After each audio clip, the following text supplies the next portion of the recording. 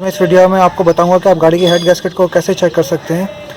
سب سے پہلے اگر آپ دیکھیں تو میں نے اس کا ریڈیٹر کا کیپ جو ہے وہ اتار لیا ہے۔ سب سے پہلے آپ اس کے ریڈیٹر کا کیپ کو چیک کریں گے کہ اس پہ کوئی آئل ڈپازٹس نہ ہو۔ ویسے تو یہ بالکل کلین ہے، لیکن اگر آپ اس کو دیکھ سکیں ریڈیٹر کو اندر پانی میں، تو اس میں آپ کو ایک باریک سی لیئر نظر آ رہی ہوگی آئل کی۔ ہو سکتا ہے کیمرے میں آپ کو نہ دکھ رہی ہو، لیکن یہ اگر آپ دیکھیں تو اس کو آپ کو روشنی میں ایک ٹرانسپیرنٹ سی لیئر نظر آ رہی ہوگی آئل کی، کیونکہ آئل اور پانی آپس میں مکس نہیں ہوتا۔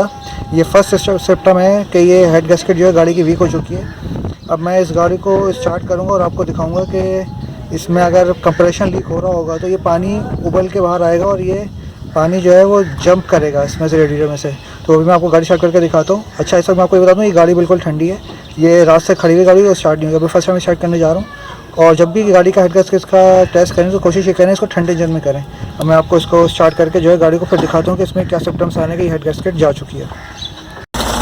اگر آپ اس وقت اس کو دیکھ سکیں ریڈیٹر کے پانی کو، یہ دیکھ رہے ہیں آپ، اس میں یہ اس وقت بہت زیادہ وائبریشن آ رہی ہے۔ ایک نارمل انجن ٹھنڈے انجن میں جو وائبریشن ہونا چاہیے وہ نہیں چاہیے، لیکن آپ اس میں یہ دیکھیں یہ ببلس اٹھ رہے ہیں۔ اس کا مطلب یہ ہے کہ اس گاڑی کی ہیڈ گیسکٹ جا چکی ہے۔ یہ دیکھیں پانی ابل کے باہر آ رہا ہے، تو آپ کو صاف دکھ رہا ہوگا کہ یہ گاڑی کی ہیڈ گیسکٹ میں کمپریشن لیک ہو رہا ہے اور یہ ہیڈ گیسکٹ ویک ہو چکی ہے اور یہ ہیڈ گیسکٹ جا چکی ہے۔ آئی ہوپ یہ ویڈیو آپ کو پسند آئے گی۔